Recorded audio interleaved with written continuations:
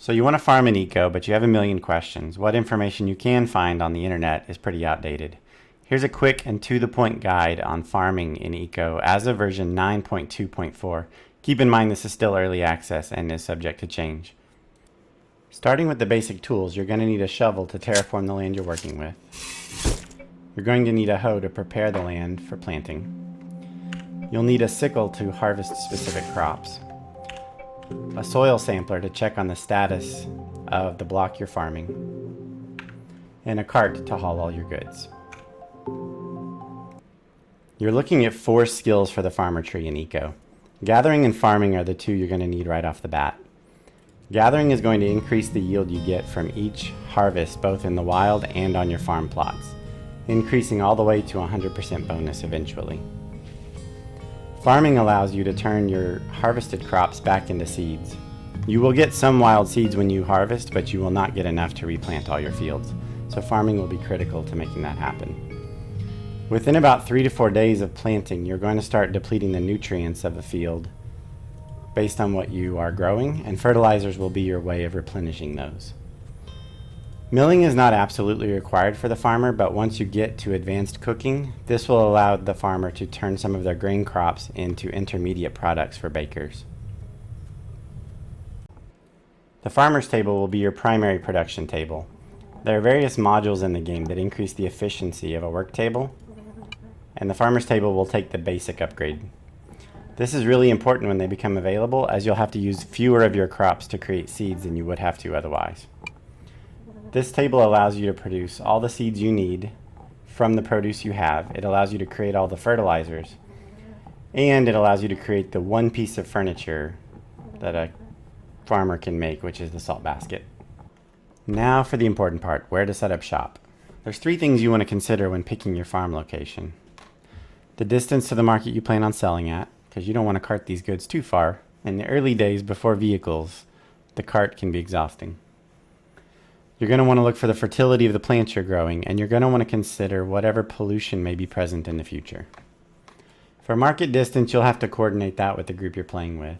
As far as fertility, on the map there's a world layer section. Under environment data, plant, you're going to see every plant that can grow in the game. If I click beans, for example, and choose bean yield potential, I can see where this crop is going to grow, with purple being very poor and bright yellow towards white being the best and most ideal soil conditions. When you're picking your spot, you can go about it a couple different ways. If you want to focus on a specific crop, you can find a spot that is just a true hot spot. See, beets are going to grow better here, so I could do a beet farm here. But I could also grow beets and beans across this field, and possibly even corn. And so I could plant different fields based on the needs, and this would be a versatile field. Obviously, corn's not going to grow as well here, so the grow time is going to be a little bit slower, but not by much. You can generally consider that you're going to be harvesting most planted crops once a day and regrowable crops twice a day. You'll also notice this spot is sitting right next to the jungle, which gives us great papaya yields and great pineapple yields. So this is a farm where I could grow 2 different biome crops from the same spot. That's worth considering as well. When choosing your spot, you also want to be really careful about pollution levels, both future and current. When looking at the map, you'll notice I have a spot. It's relatively versatile, but it's sitting right next to the desert. The majority of the desert has a big iron vein running under the bottom of it. So all the miners and smelters are going to be running all of their pollution products down here. Unfortunately, one of my neighbors has decided to put all the tailings, which is the byproduct of smelting pollution, into a giant tower. Fortunately, when you look at the pollution data on the map, despite that tower being there for a very long time, you see some purple starting to reach my land, but it hasn't gotten to the point. I think I have a field at 4% over here maybe, and that's as high as it's gotten. So you do have some leeway with distance. One thing I didn't consider, however, when I picked this spot that you really want to be wary of, and it's not very obvious in the early stages. If you look under World in the map, and you choose Oil Field, There are several bright white hot spots of oil available right here on the peninsula I'm farming on.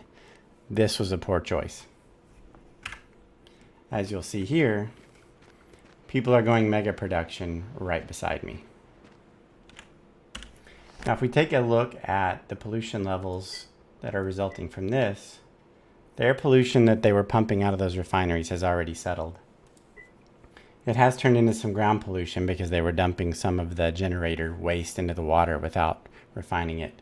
So far, though, we've had a pretty good Discord on the server, and they are trying to keep my farm alive. However, you can't always guarantee that that's going to be the case. So when you're picking your spot, I would highly recommend you look at that and maybe avoid a spot like this. Once you've found your perfect spot, it's easier to work with flat land, especially once tractors come along. So you'll need to start terraforming a flat space by digging and digging and digging and digging and digging. Once you've flattened out your land, tilled all your blocks with a hoe, and planted all your seeds by right-clicking till your finger's ready to fall off, you're now ready to start caring for your crops. When you're looking at your farm, it's best to use the land claim stake and notice the entire 5x5 section that's included in each plot. Every bit of data that you're looking at for your crops is true for that entire plot. So when I pull out the soil sampler and click on this, all the data here, including the nutrient values, is true for all 25 blocks I defined in that land claim. When I apply fertilizer to a single block, it also applies to all 25 blocks within that claim. So when you're applying fertilizer, just do one land claim plot area at a time. The fertilizer is going to give you 4% increase per unit of that nutrient. In the case of this pelt fertilizer, my nitrogen level is 4. That's going to add 16% nitrogen to the plot that I'm applying to, which will take it from 64 to 80. These values will not update for about 10 minutes, so when you come in here and you apply the fertilizer, don't expect to see anything in the soil sample tool for about 10 minutes. So just go ahead and take care of all of your area and then come back later to check and see if they're where you want them to be. Once your harvest is ready, you can use the soil sampler yet again to see what your yield looks like. Your yield will fall into one of 3 categories, and it will be color-coded to red, yellow, and green. Each plant has its own value for what its red, yellow, and green output is going to be.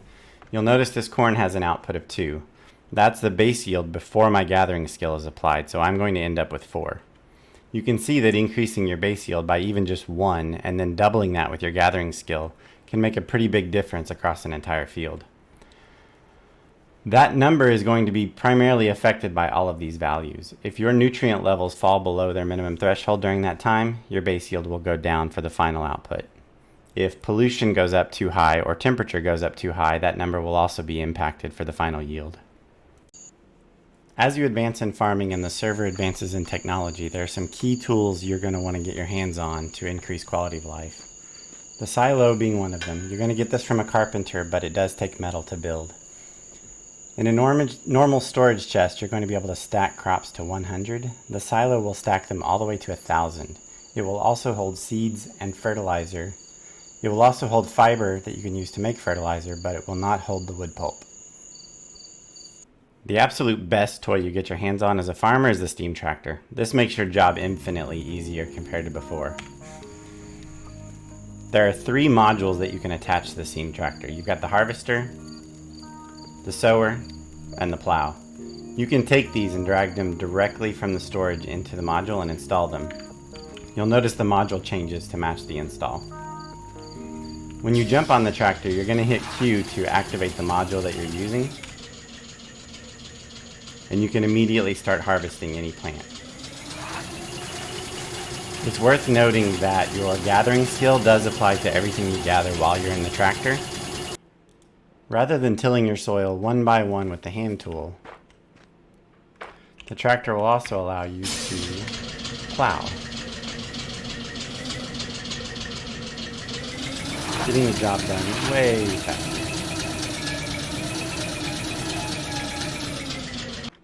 There's also this hand plow that's available much earlier than the tractor. It's still a manual effort, but it is faster than tilling one block at a time. Last but not least is the sower. This will plant whatever seeds you have in inventory starting from the leftmost item. I find it simpler to just put one thing in at a time. Much like the other tools, once you get in and hit Q, it immediately starts planting within about a 3-block wide space. If you really want to go super mega chat on your farming, you can actually do a tiered system like this. The game mechanics will not prevent this from working.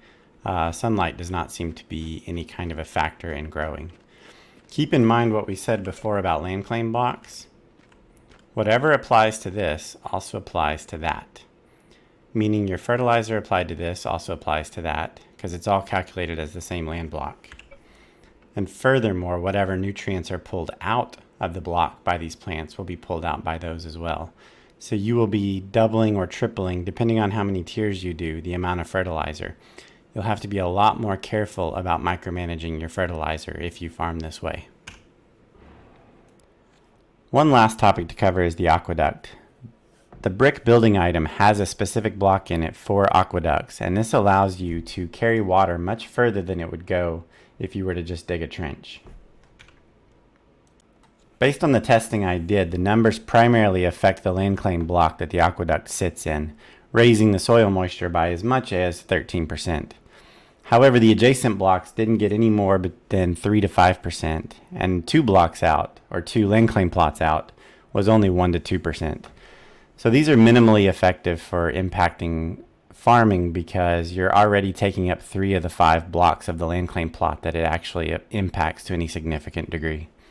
So that wraps up this guide on farming in eco. If you have any feedback or know of anything I missed, please let me know in the comments below. Happy farming!